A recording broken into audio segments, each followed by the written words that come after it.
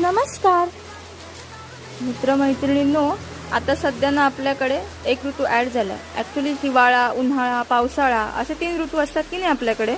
आता हा हिवसाळा ॲड झाला आहे. बघा ना कसा बदा बदा बदा बदा होतोय, नुसता पाऊस थांबतच नाही आहे.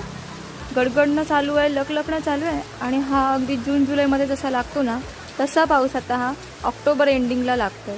काय म्हणायचं आता याला. तुमच्याकडे लागतोय की नाही मला सांगा, आणि लागत असेल तर नेमका किती लागतोय तेही कळवा. Bye bye.